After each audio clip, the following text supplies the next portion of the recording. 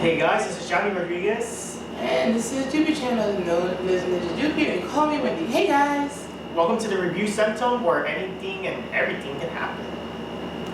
Yep. So this is Mark Rodriguez from behind the camera, and this case we're talking about M3GAN 2.0, but the unrated version. And in this case, we'll only talk about, I guess, some of the new things, and then mostly Johnny's perspective, because Johnny is like the first time seeing the movie. We already saw it in theaters back in the day. Alright, so all I can say is, like, for some of the new things that are in the film, it's just, you know, more of the kills. You saw some more things, like at the beginning with Amelia.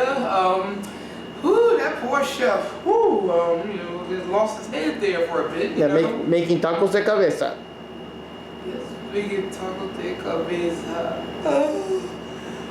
But like I said, you know, the whole atmosphere of the movie is a bit different from the first one, you know, like this felt more like an action, mystery, drama, spy, type film compared to the horror. But I'm gonna turn this over to Johnny, so you know we already saw it here in my opinion before.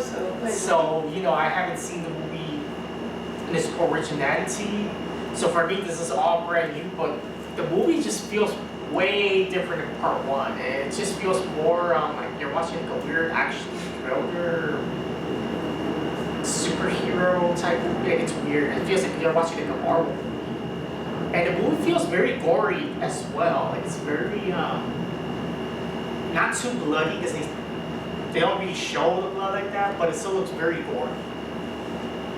Yeah, just that most of the kills went to Amelia doing them instead of M3GAN doing them. And yes. Now, the one thing I do want to bring up is the confusing scene that was only in the trailer. And then, like, the ending credits were showing scenes of both M3GAN 1 and 2, and they put that scene there too, even though it wasn't in the movie. So, in the unrated version, we finally do get to see the scene where M3GAN's in a giant toy box thing, and then, like, the guy's confused or whatever, and then M3GAN just jumps on and grabs him and stuff like that. Yeah. So, that's finally in the movie. And it also does help because in the movie, like, that does explain how M3GAN got into that expo place to begin with, because I think in the movie you just saw her go towards, I believe, the guy, you know, the girl, and just, you know, just knock her out and take her outfit. Yeah, but, yeah, the girl dressed up in a robot outfit. She just was there, and then this was with the crate being put there. It explained like how she got in there better. Hey Johnny, what did you think about the whole subplot with the Christian and him really being the bad guy this whole time, and how he sent Amelia to show how bad AI is, even though he was, like, you know, sacrificing people along the way? I was surprised that Christian was behind this whole shenanigan to begin with, so it was quite a turn of events, to say the least. I was shocked when that happened. It was just, that was just funny. Well, I like how they treated him throughout the whole movie. And of course, you know, I still liked everything with Cole. I was like, Cole's my favorite character, you know, kind of a doofy little thing. But something I noticed that was different, unless I somehow missed it. So there was this part in the film where Gemma and her niece were trying to get to the place where her two sisters were, you know, her home. And they were like doing the whole outfit, the whole thing, and Cole can lift the weights and all that stuff. Now, when he was talking, now for the movie, the theatrical version, he was complaining because he had to go to the bathroom. They didn't have that in there.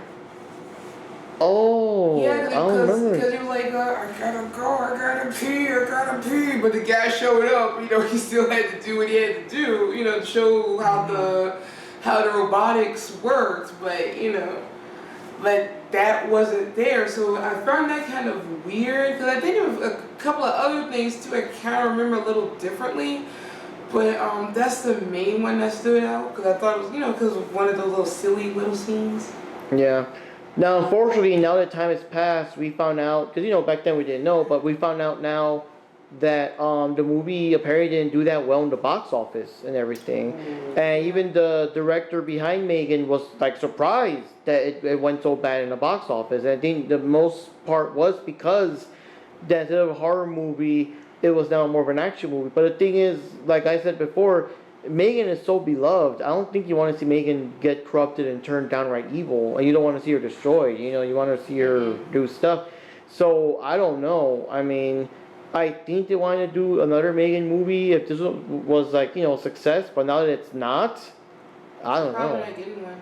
Oh, Johnny, how did you feel about the way that Gemma's character, the last movie, it was her Megan design, and Megan went crazy, and now she was living in that smart house, and it costs so much, but she doesn't really have a job. She wasn't making that much money, and you find out about it. So, how did you feel? What's your opinion on the fact that all this time she was using Megan to get all of that stuff, or to maintain that lifestyle? I don't know, it's kind of crazy. I mean, I like the part was asking, where do you get the money for all this? Oh, come on, Kay doesn't have to know about credit card fraud. Credit fraud and all that oh my stuff. god. Yeah, but I don't even think they mentioned that.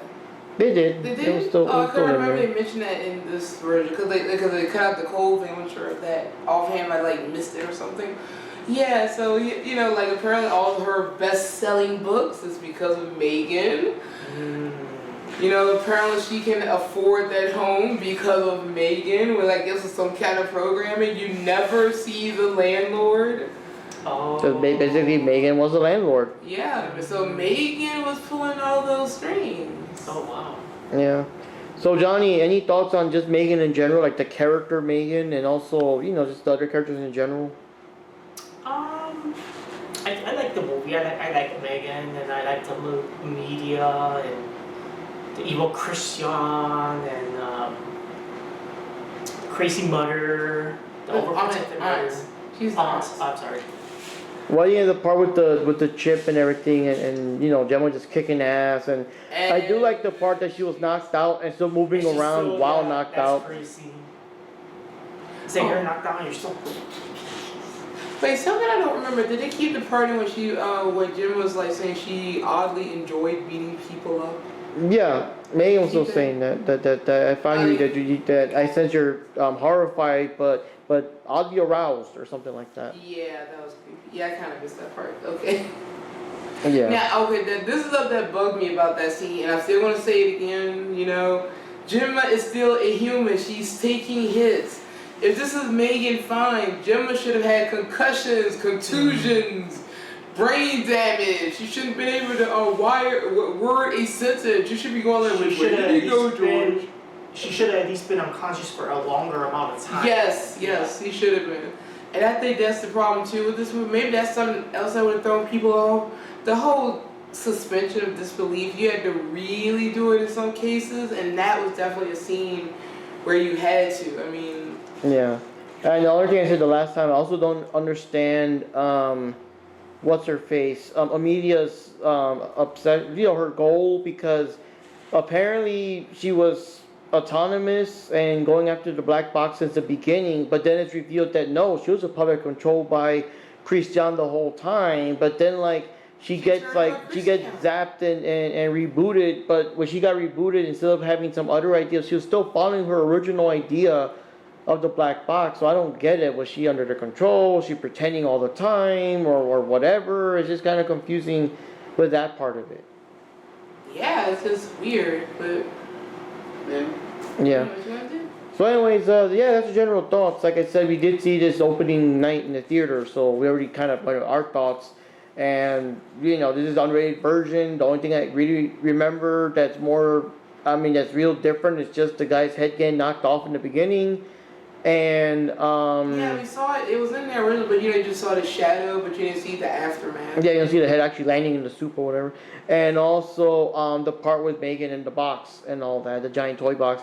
And the thing also is, it's also weird because it's like the first movie, same thing. I don't know why they do this unrated thing, because in the first movie, it was just a little bit of extra blood here and there, and that's it. You know what I mean? So they keep doing these things, but it's not like a real big gory thing or more scenes. Like the Spider-Man movie, that one had a whole bunch of additional scenes, a whole bunch, not just one little thing. It's with the Jameson dressed up like Spider-Man and stuff like that. Those are full-on different scenes and make the movie even longer. So And I don't it know. actually adds more to the story. Yeah. It completes the storytelling of the Spider-Man 2.0 But 2.1, 2.0.